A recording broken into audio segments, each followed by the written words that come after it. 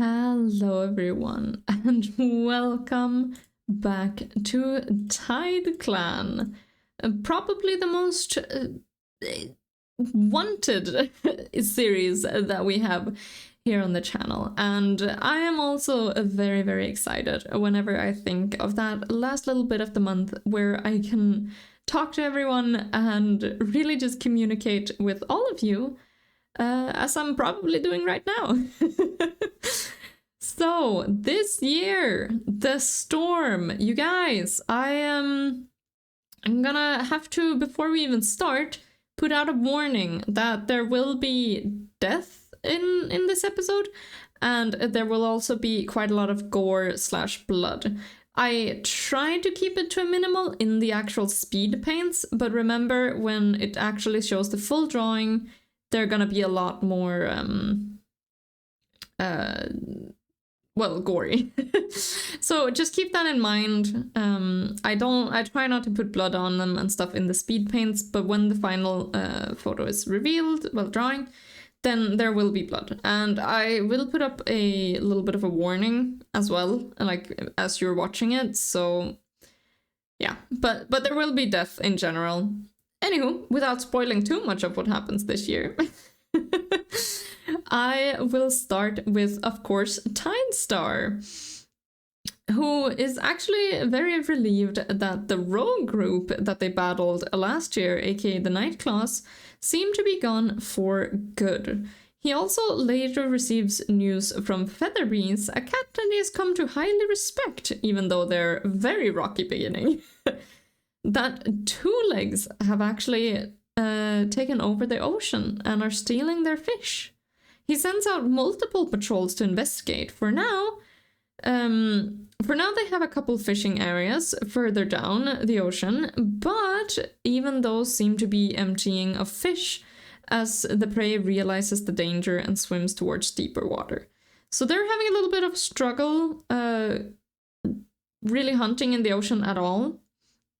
And with the clan weaker from lack of prey, Tidestar is horrified as Splashdusk returns to camp, injured by a rogue. Tidestar wonders if StarClan has cursed them. He is not too faithful right now. He also meets a kitty pet who lives on one of the Two Legs water monsters. The kitty pet warns the warriors that the fish will all soon be gone. She was old, and she's seen it many times before. If he and his friends didn't leave soon, they'd have to live off the seaweed before long. So yeah, we're having quite a lot of two-leg trouble this year, which might be related to the storm.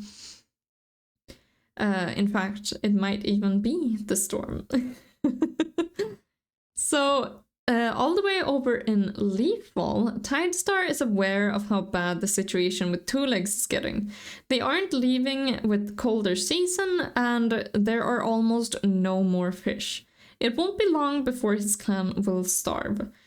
He calls a meeting with his most trusted warriors, that being Whitefoot, Featherbreeze, Splashdusk, and Nightclaw, as they discuss the possibility of moving. Featherbreeze speaks out and insists they must wait for Echolight, who has been called on a journey for StarClan, and he really wants her to return before they actually leave. Tidestar promises they will, though he is not too hopeful and is prepared to break that promise. And as winter comes, his clan is starting to starve. Tidestar knows that he's out of choices. He calls a clan meeting announcing his decision. When New Leaf arrives, they will leave the beach and find new territory. And towards the end of the year, there's a lot of death. More than Tidestar could have ever imagined. He is desperate to leave, but now there are newborns in the camp, and they can't get away until they at least get a little bit stronger.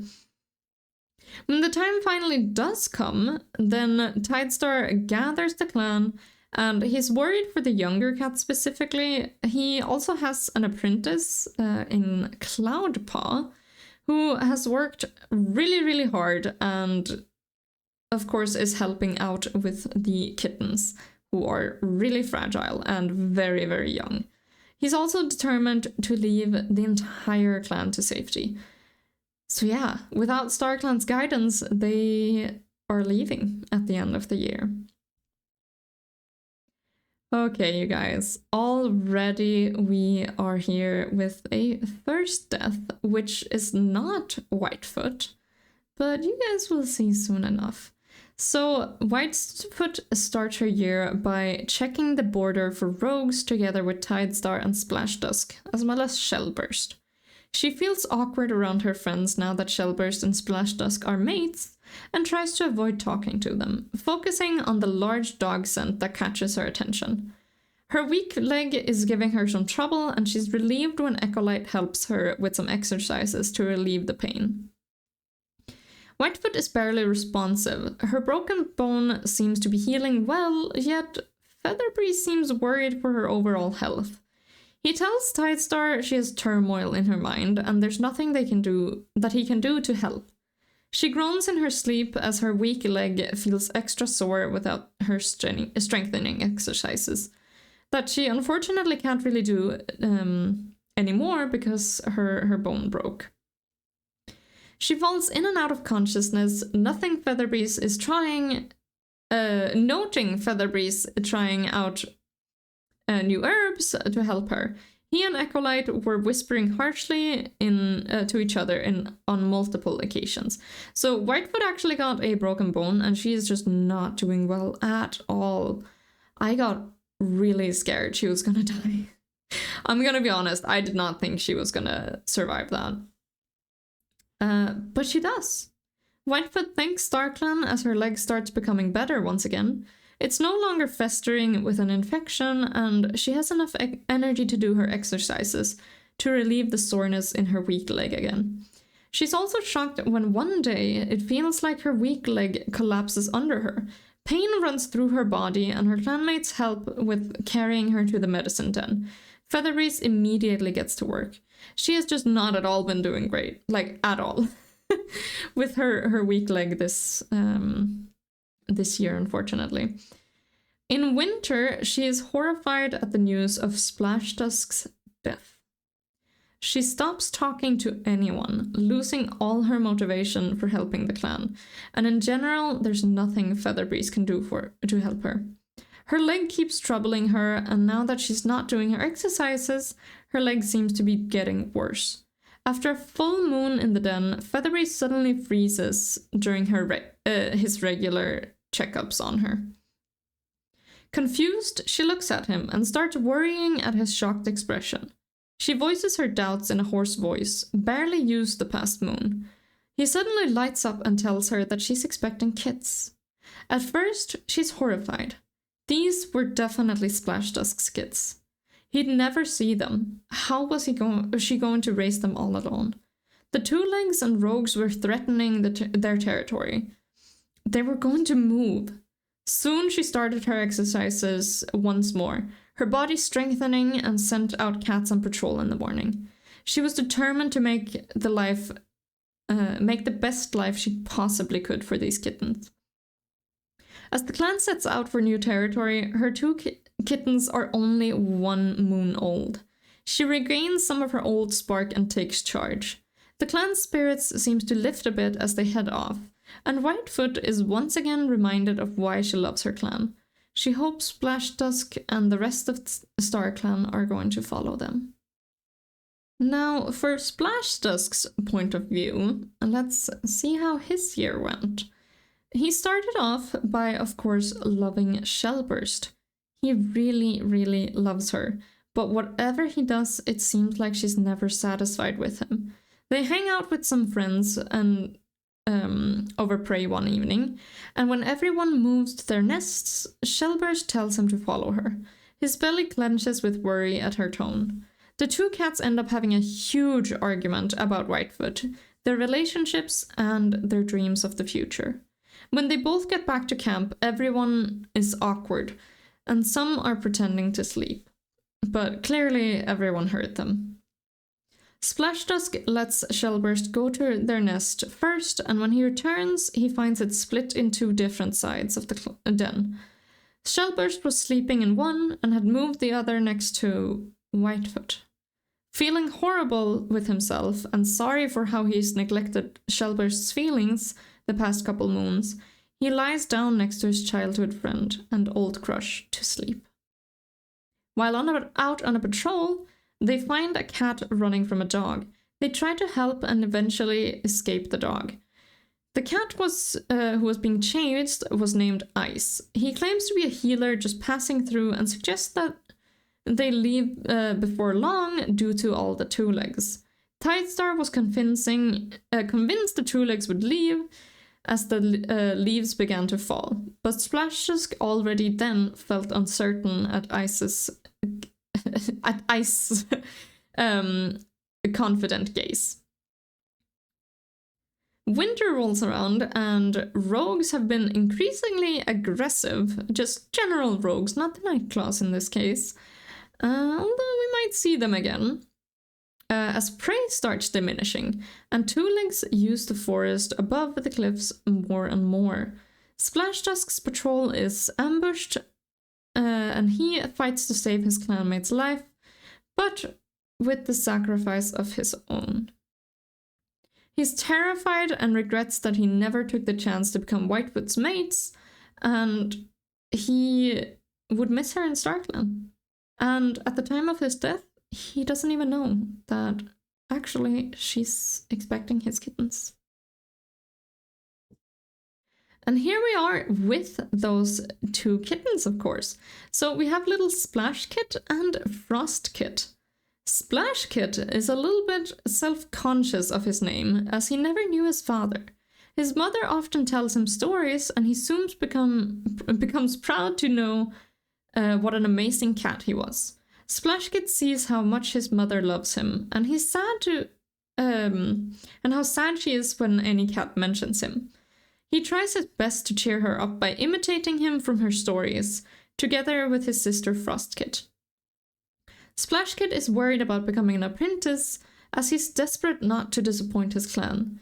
He's sad to leave a certain cat behind, who we will get to later, and he really loves the old cat's stories and is scared of the journey they have ahead.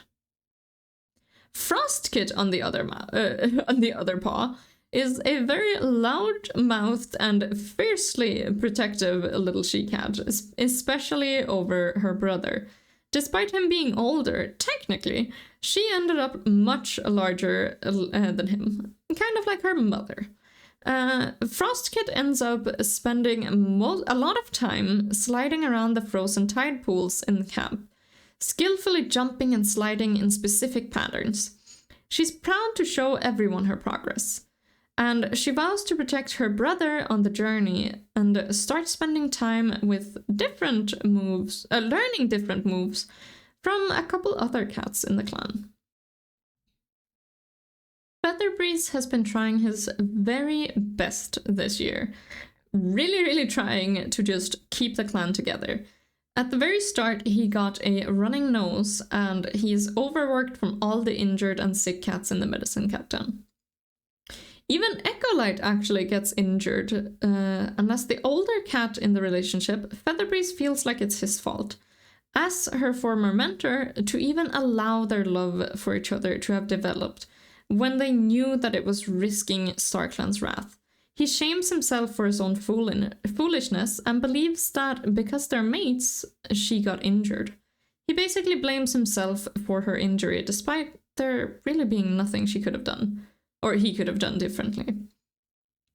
Featherbreeze is also shocked when Streamstem runs into the den, yowling about Two Legs taking all the fish.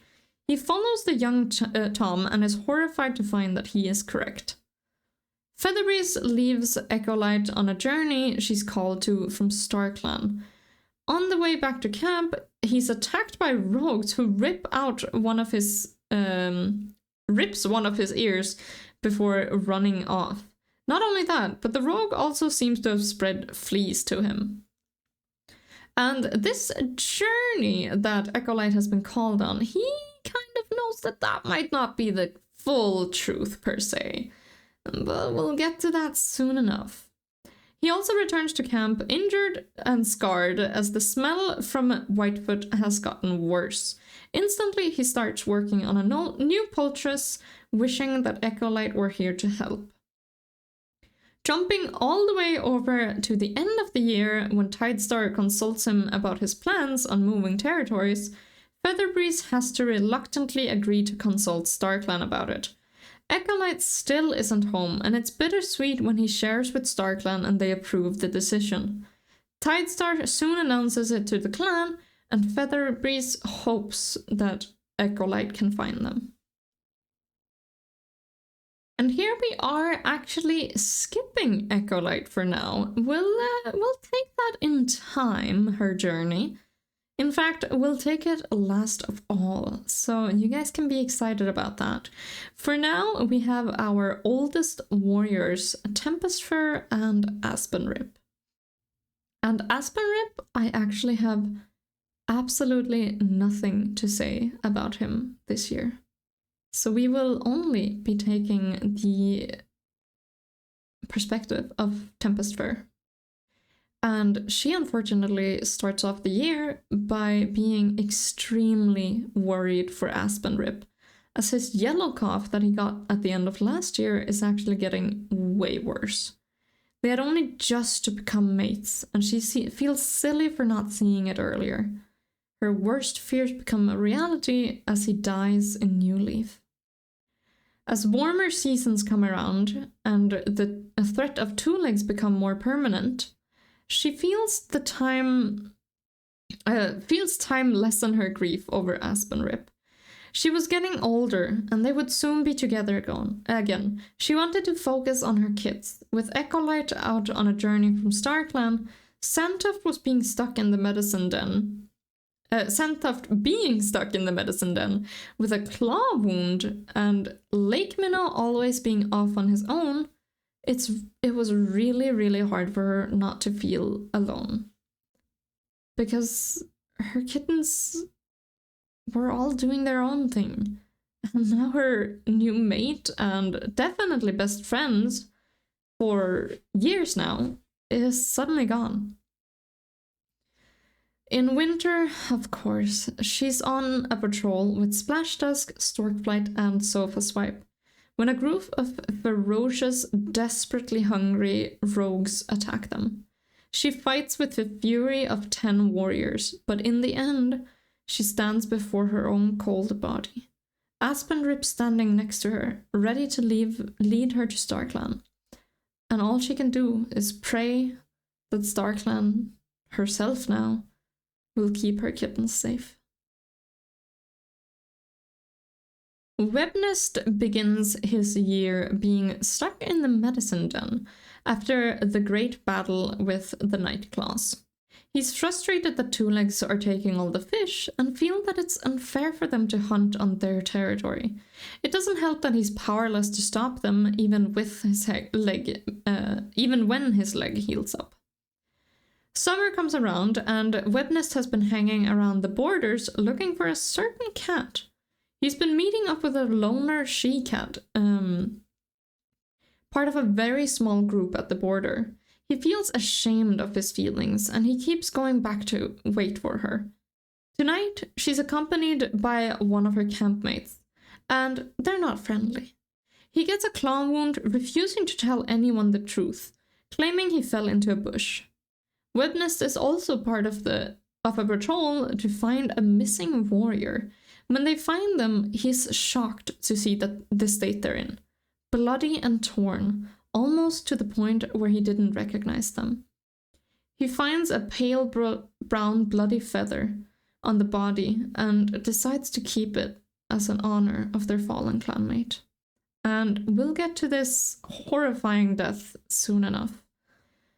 Winter is here, and it is not uncommon to find orphan kittens out in the cold now that the Two Legs have taken all the prey. It was hard to survive in the wild, let alone take care of kittens while doing so. He finds one such kint and gently carries it back towards camp. Unfortunately for him, he had mistaken it for being alone when the mother was close by and extremely desperate. And he's actually killed before he can explain himself and is found by a patrol later that day. So Shellburst has been helping out with Webnest's adoptive daughter Storkflight lately. And she starts off the year almost getting lost near some two-leg nests while on a patrol. And one of her patrol mates laugh about it loudly, causing Splashdusk to nearly choke on his prey. Everyone else purrs with laughter, but Shellburst feels a bit disappointed at his reaction, feeling as though it wasn't a big deal and nothing for him to worry about. Shellburst is sad about the breakup with Splashdusk. It was clear that it was neither cat's choice, but a decision that they both took. She moved Splashdusk's side of the nest next to Whitefoot's. When her former mate lies down next to the she-cat he'd been going on and on about, she couldn't help but cry silently in her own nest. And I wrote nothing about her in summer and autumn. She was just going around numbly doing her duties, and with the entire territory crumbling around them, it was really hard for her to feel like things were gonna be okay. And winter comes around, and Whitefoot is in the medicine den, and later in the nursery, of course, and the clan basically doesn't have a deputy. Shellburst often steps up and assigns the morning patrols, but is discouraged by Tidestar. She can't help but wonder how much better she would run the clan if she could. Shellburst wishes that she could force StarClan to bring back their loved ones before leaving them behind forever on the beach. Storkflight is feeling better with the warmer seasons coming around, and recovers from her green cough quickly in New Leaf. Storkpaw is also frustrated with herself as she's still an apprentice at 13 moons of age, meaning that she still has to ask her dad Webnest or mentor Splashdusk for permission to go outside the camp alone. Storkpaw realizes that her mentor really likes her mentor Splashdusk. He often hangs around with his mate Shellburst, but it's clear that he enjoys Whitefoot's company more. She doesn't understand why they would stay in such a strained relationship, especially Splashdusk, who clearly loves Whitefoot. Maybe Storkpaw doesn't have the full story, but hanging out with her mentor and Whitefoot is always a good time. Storkpaw is horrified when her leg is badly injured in a two-leg trap. She's convinced she'll never become a warrior and begs Tidestar to hold her ceremony despite the injury. He purrs and says that she's more than proved herself. Storkpaw earns the name Storkflight at the age of 14 moons.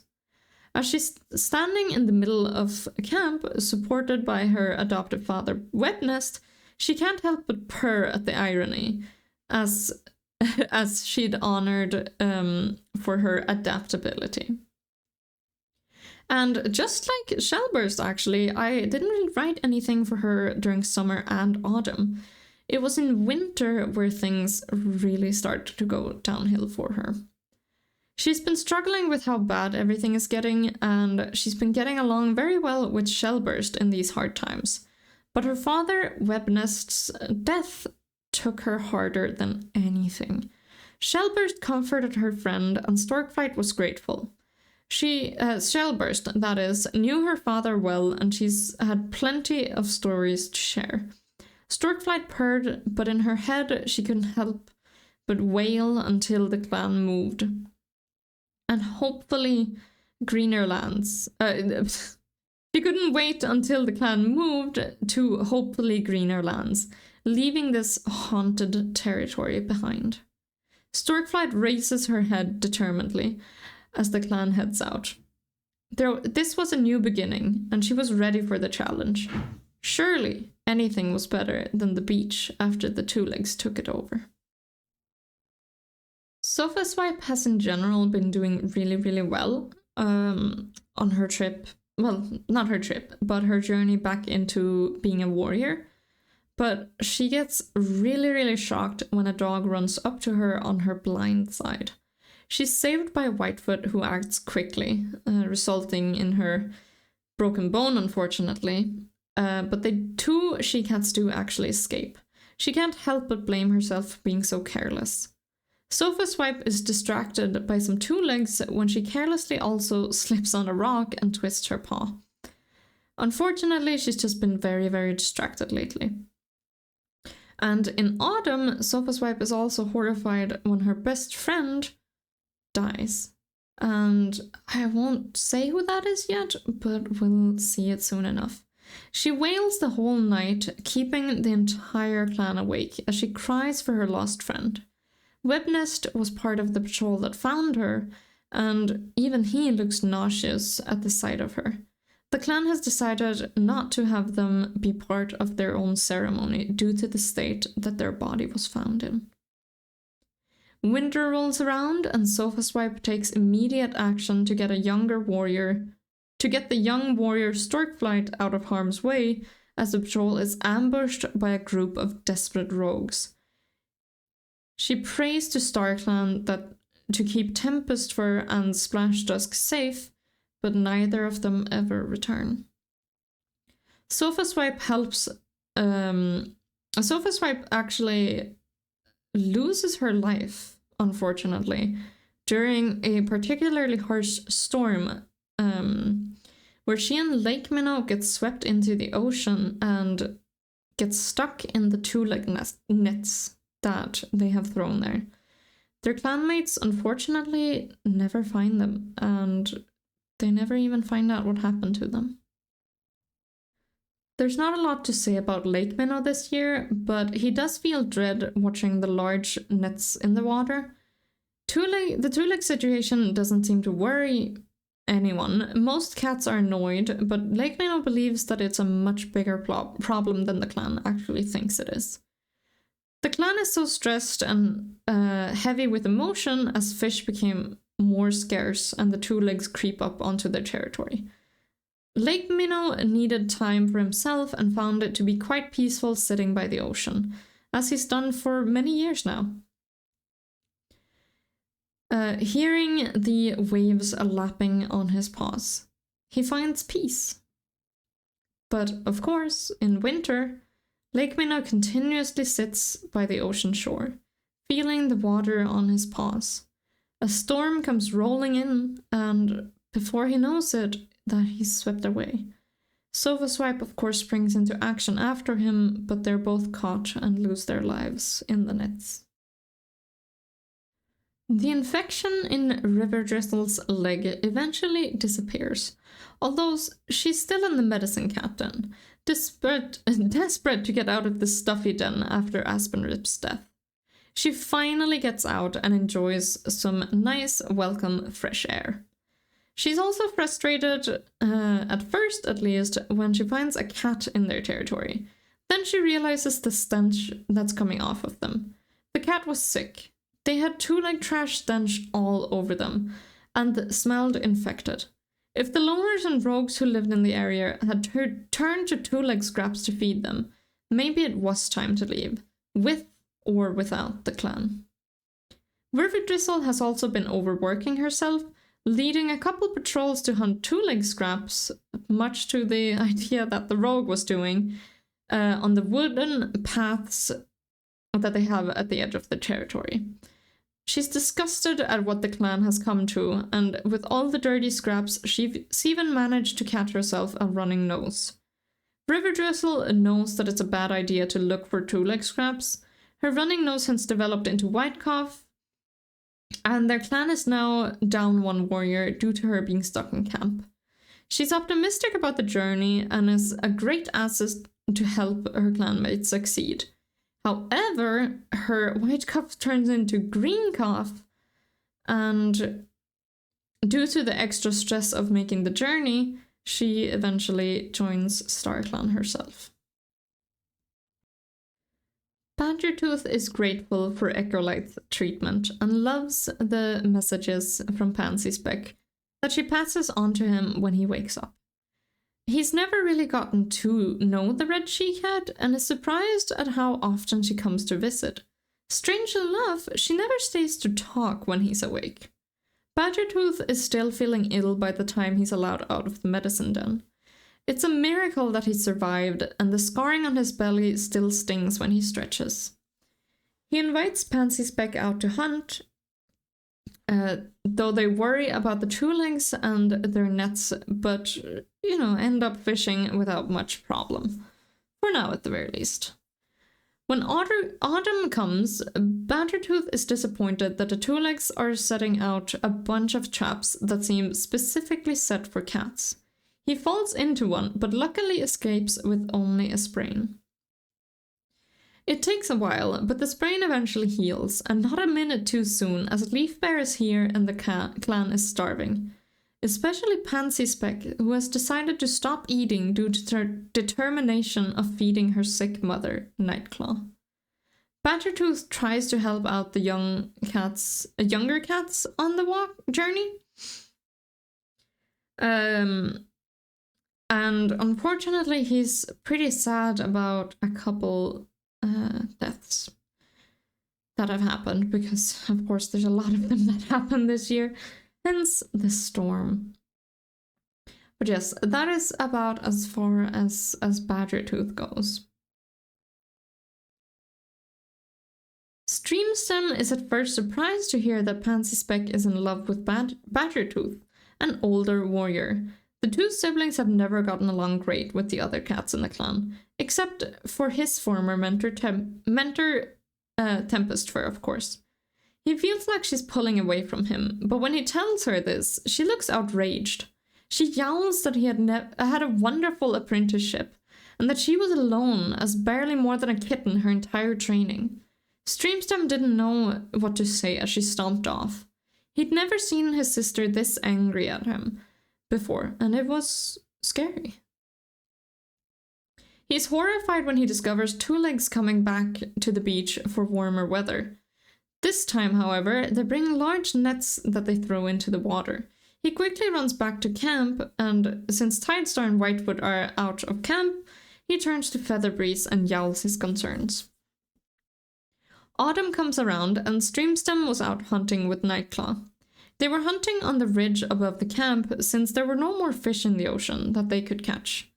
Here, Two Legs let their dogs loose often, as it wasn't safe. Especially with an elder, and it wasn't safe. Especially with an elder such as Nightclaw, but the she-cat was determined to hunt for her clan. With horrible luck, they run into a loose dog, a large one at that, and Streamstem is badly injured on the forest floor, after taking the attention from Nightclaw. He's convinced that this is how he's going to end, when the Two-Leg calls their dog back, and thanks StarClan that it actually listened. Streamstem is terrified when his broken bone gets even worse. There's an infection on the inside, and Featherbreeze looks genuinely conflicted on what to do. All Streamstem can do is lie there and try to ignore the pulsing pain in his leg. Streamstem feels alone on the journey, as both of his close ones actually did end up dying, although we'll get to exactly who that was in 2 seconds. They were the only ones he felt like StarClan itself had it out for. And slowly but surely, he and Badgertooth actually bond over their shared love for Pansyspeck. And Streamstem feels guilt swell up in him as he actually starts having feelings for the Tom that Pansyspeck loved. So yeah, Streamstem actually started getting a crush on Badgertooth at the absolute end of the year. And he is feeling really, really guilty because Pansyspeck,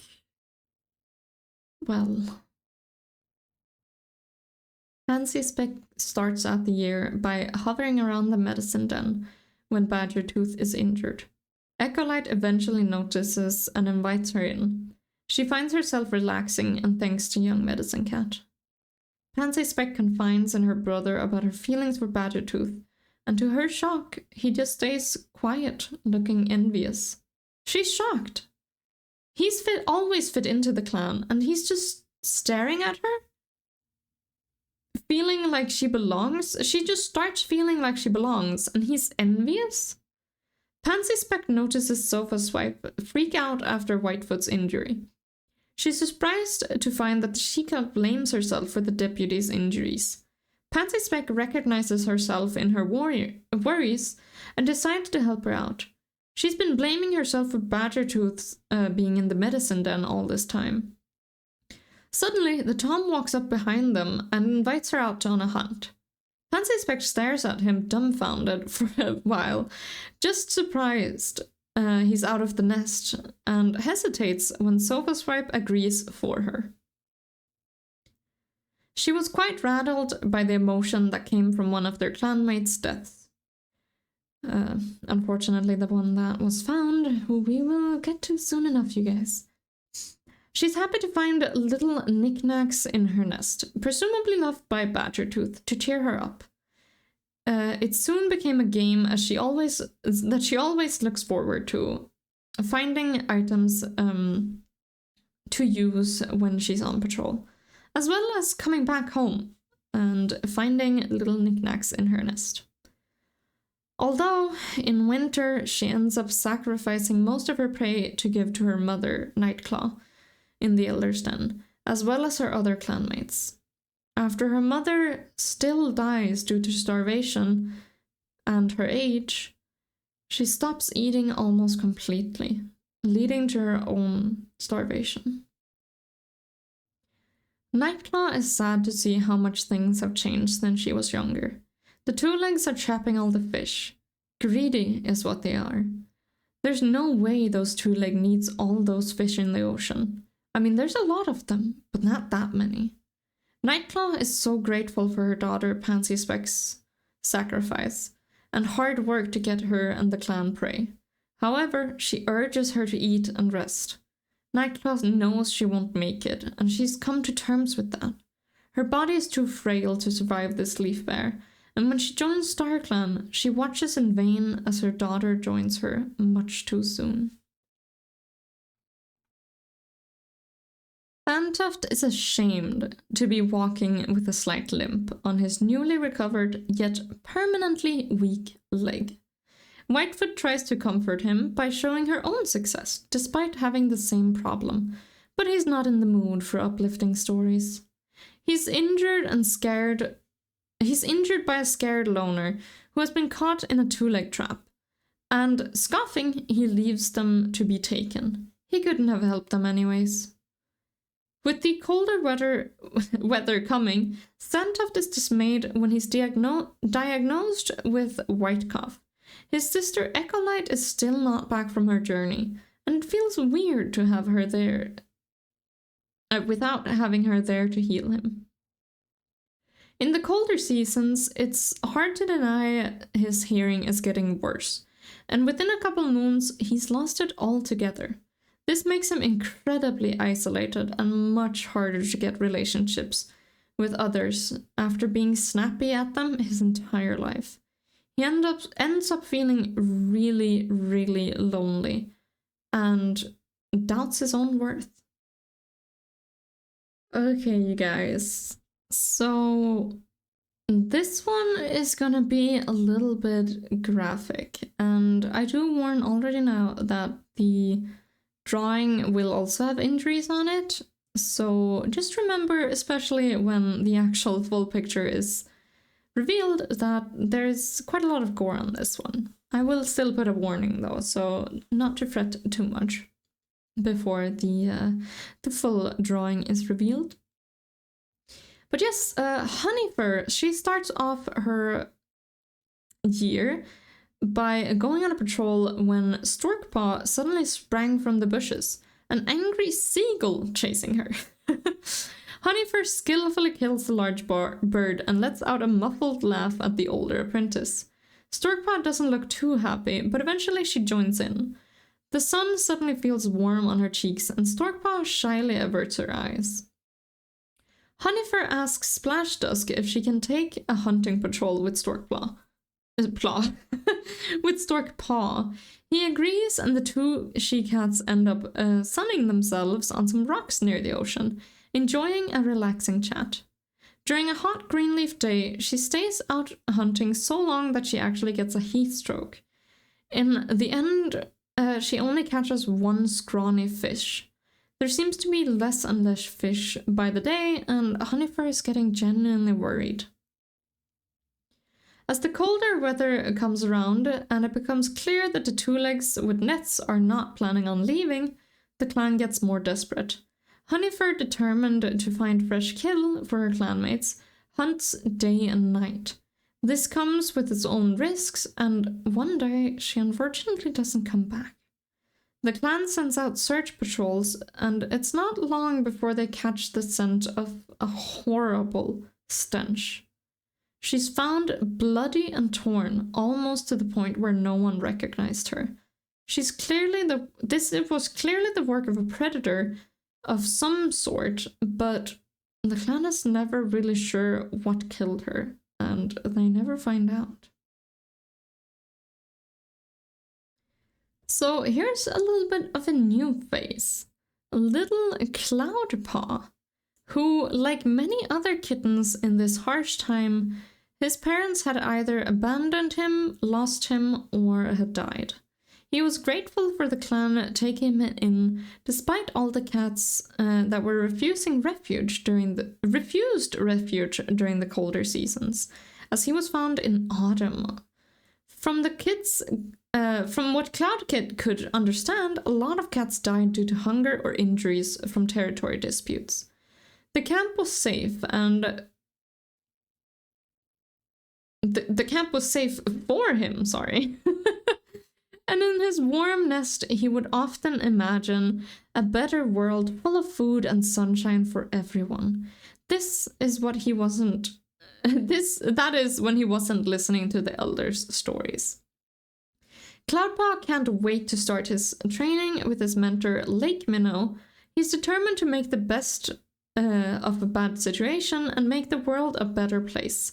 The place of his dreams. Cloudpaw gets weak with green cough, and his adoptive father Floodheart often sits with him and tells him stories. Yet Cloudpaw can clearly see the worry in his eyes. He becomes very malnourished, and despite all his fur, looks really tiny in his nest. Cloudpaw is thankful for his recovery, and at first hesitates when Tidestar calls him.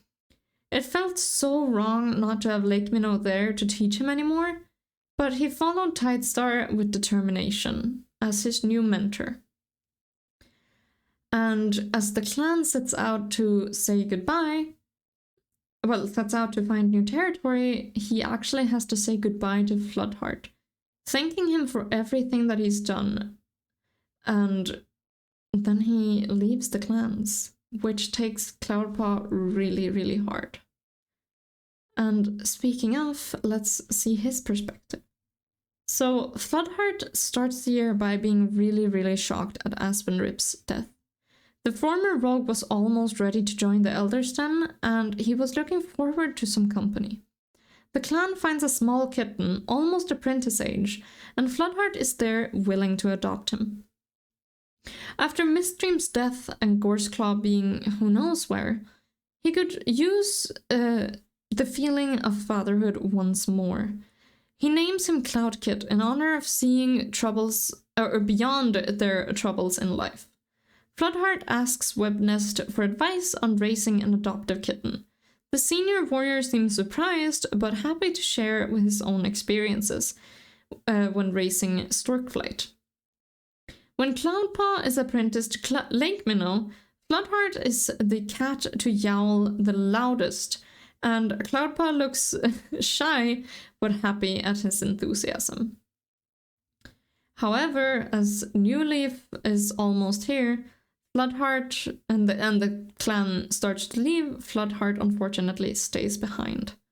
He's the only elder now, and though Tidestar is old, he has 9 lives to guide him.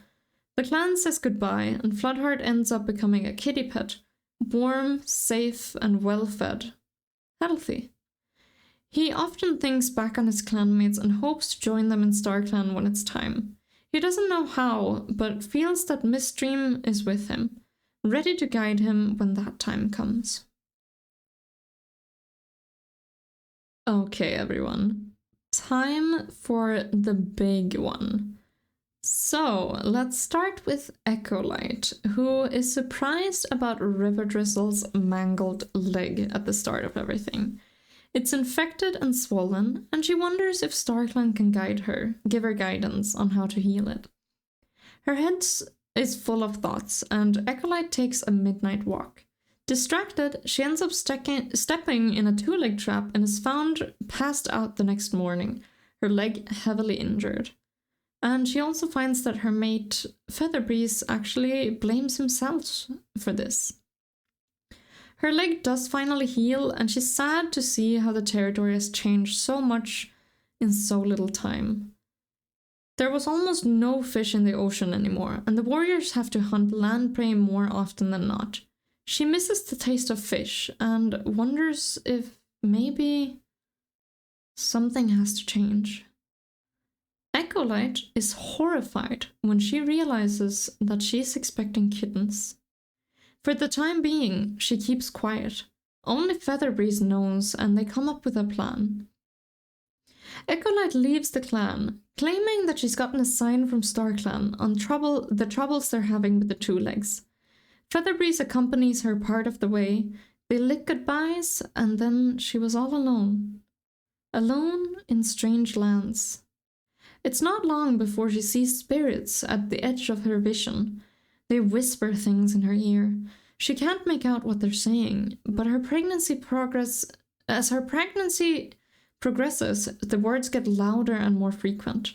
She manages to make out the words "tides will rise," 3 moons glow, and destinies. She hopes for a big litter, but knows it wouldn't be safe. Sadness fills her as she's alone with only her thoughts and the belly of her kittens. She misses Featherbreeze, she misses her clan, and she prays to StarClan that they're all okay. Leaves cover the ground by the time Echolight prepares to have her kittens. She's lying comfortably in a nest that she's built what felt like moons ago.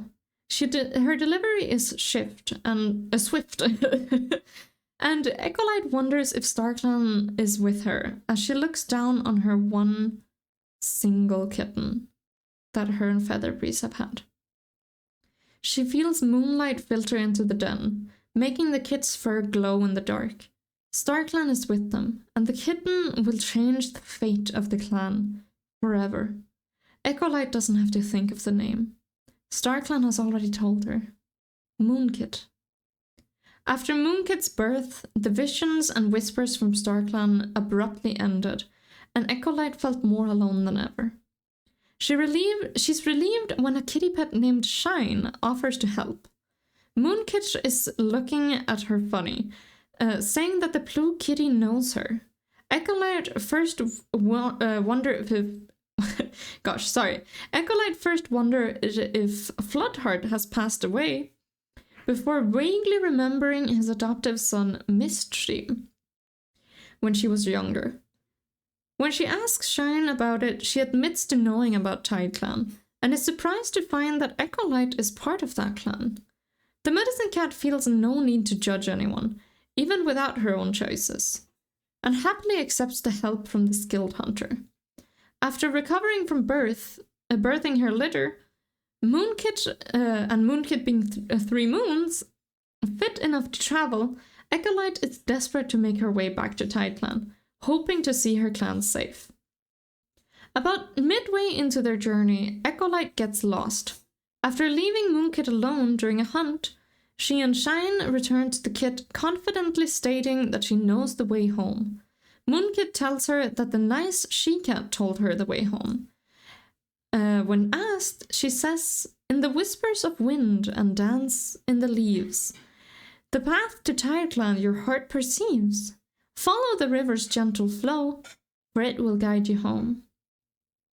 Echolight realizes they're completely wrong, as they were camping in a field. When they make their way down to the forest, she asks Moonkit who told her out of curiosity. When Moonkit answers Tempestfur, she breaks down in horror.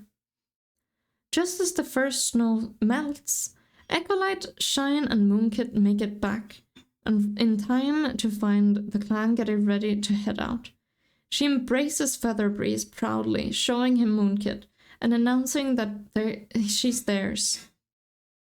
Everyone shifts their paws, but she quickly explains that Moonkit has been blessed by StarClan, and they will be the key to finding their new home.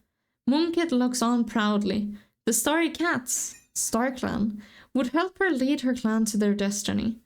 Just before they leave, Echolight slips away to Lakeminnow and Tempestfur and Aspenrip's grave. She sits there for a long time before flinching as Fur touches her. She's surprised to see Sandtuft sitting there. He looks much older and tired, his ribs clearly showing.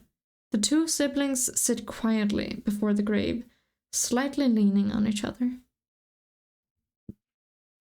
Shine left her kitty pet life with Gorseclaw to find better territory after the fight with the rogues and Leaf Bear. As Greenleaf comes around, Shine has learned to hunt and fight well, trained by Gorseclaw herself, her mate. They stumble upon a white queen one day, and Gorseclaw is shocked with dismay. It was Echolight, a medicine cat in Tide Clan. Gorseclaw cursed the clan for not even following its own rules, then complaining that they practically drove her out. Shine can't get the image of the queen out of her head, and when she admits she wants to help, Gorseclaw gives her an ultimatum: her or Tide Clan. Shine is shocked that it was even a choice she had to make, especially since Gorseclaw so often had begged her to join the clan. She had known for a while that their viewpoint didn't line up, and in the end, Shine decides to go and help Echolight, leaving her mate behind. Shine always likes the sound of StarClan, but when learning about both Echolight and Moonkit can communicate with them, her faith has grown stronger, and she ends up being the one who reassures Echolight of their faith. Shine feels bittersweet as she, Echolight, and Moonkit finally return to the clans. Gorseclaw would have joined them by now if she would stay, surely. If she ever would, surely.